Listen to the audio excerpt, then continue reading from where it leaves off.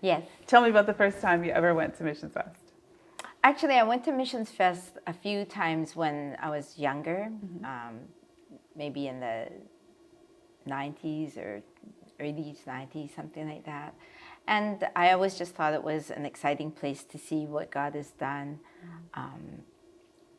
in places I'd never heard of or would never dream of going to. And so I just thought, oh, that's a cool thing to do. How many times do you remember going to Missions Fest before you finally felt that pull to step into ministry yourself? Oh, I just went as just a curious churchgoer, maybe 3 times, 3 times. It was a fun Christian event that we would go as a group, and it was just something to take a look at. But, I mean, missionaries, they were a level way farther than I would have been, so it's not something I really considered going into. So tell me about the time that you went to Missions Fest then and something, I guess the Lord sparked something in you. Right. Well, it was 2013, and I was approaching my 50th birthday. And my life had been pretty dramatic up till then. I had gone through a divorce, I had 2 young kids, and all I was thinking was, it had always been my dream, I guess, as a musician, being part of the arts world, which is pretty liberal. Many times anti-Christian. And I think the reason why they're anti-Christian is because they don't know Jesus. And what God has done in my life, I just couldn't imagine of going through those sort of things without knowing that there is somebody who is just, who knew the whole story of my life and could vouch for me. But I did know that if people really knew who Jesus was, they would not reject him. Like, if you want to be a non-Christian or an agnostic or an atheist, that's fine, as long as you know who you are rejecting.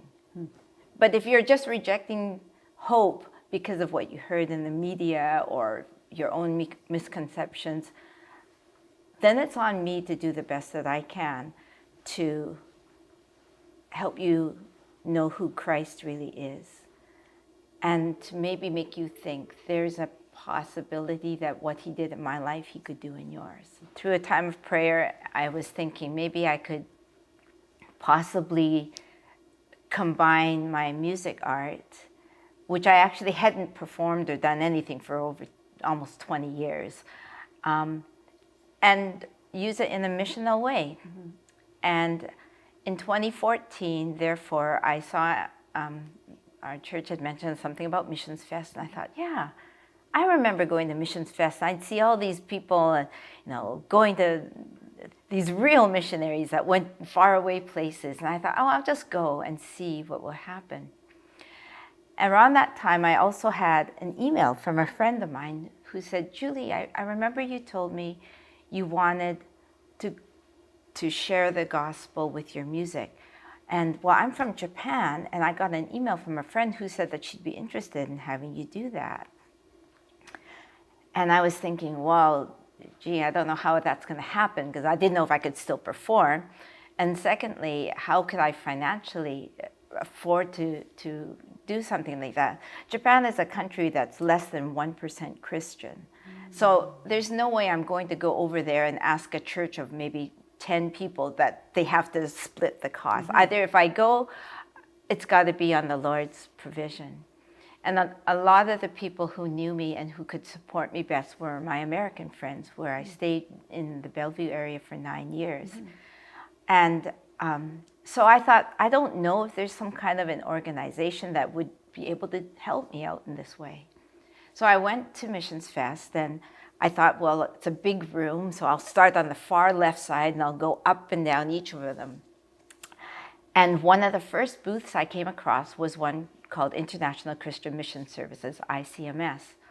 And there I met the founder, Gary Jensen, and I was telling him about this idea of possibly having help with fundraising. And he said, well, that's exactly what we do. We help people, we help missionaries get support from American friends, and we issue them tax receipts, and so that they can feel that they're supporting you as much as they can. And I thought, wow, that's really great. I didn't actually think that was possible. But they were the first booth, and they were on the far left. So I thought, I'm going to go through the entire thing and see who else might be doing something like that. And there was nobody else that I found.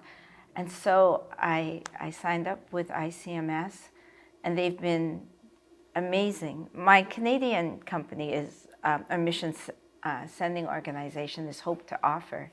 And Hope to Offer was able to partner with ICMS. And through that, the Lord has been able to fund 5 tours, once to Japan, twice to Germany, once to Brazil, and anything in Canada and the US as well, several times. And I wouldn't have been able to do that without ICMS or Mission Central, for sure. What happens on these missions trips when you go? That's a good question, because I don't know of anybody else who does this kind of thing. I perform a full classical piano recital, but I use some of the difficulties in the stories of the composers, and I parallel them to what I've gone through. For example, Beethoven, who's one of the greatest composers, started to lose his hearing at 26. And then for the second half of his life, he became increasingly till he was totally deaf. And that was not something as a musician you could imagine. It was certainly nothing he wanted. It was unexpected. And with that, you could read letters where he was telling his brothers how ashamed he felt, how frustrating it was. That he, as such a great composer, such a great musician, could no longer hear the ideals that he wanted to hear and what he was composing. Well, in my case, I had gone through a divorce that I did not expect, certainly did not want. And people are thinking, well, you're a Christian, so what are you doing going through a divorce? You know, you didn't do enough, you didn't pray enough, you didn't, you know. And I was thinking any credibility that I may have had as a Christian just completely, the divorce just disqualified me from any kind of ministry I could imagine. But, you know, that was just the beginning. It was as if God were to say, no, you've envisioned it your way. Now we're going to try it my way and see where that takes you. So many people go to Missions Fest and you see the missionaries and you see them doing this, you know, amazing work, but you never see yourself as a missionary. Did you have that experience? How did God change your mindset around seeing yourself as a missionary? I think people have the idea that, you know, if you're a real missionary, like I used to think, you have to go away. You have to, you know, do something big and dramatic. And it could just be inviting a friend over for coffee. It could be you see somebody and say, hey, you look like something's up. Is there anything I can help you with? And it's often a prayer of mine that when people see me, they would see God. And that when I see others, God would show me them from his perspective. I think Missions Fest taught me to be more, or made me more aware of that. And yeah, to understand that a missionary doesn't have to do big, expensive things. What do you want people to remember the most about Missions Fest? What are you going to remember the most? It's seeing people, really hardworking missionaries, being able to have a platform. Sometimes it's just a small booth, and sometimes they think, oh, I'm just here, I have some pamphlets, or, you know, if somebody asks me something, I'll answer. But I think for me, it was going around the booths and seeing this is an opportunity to show what God has done through you, a simple person, in wherever he's put you.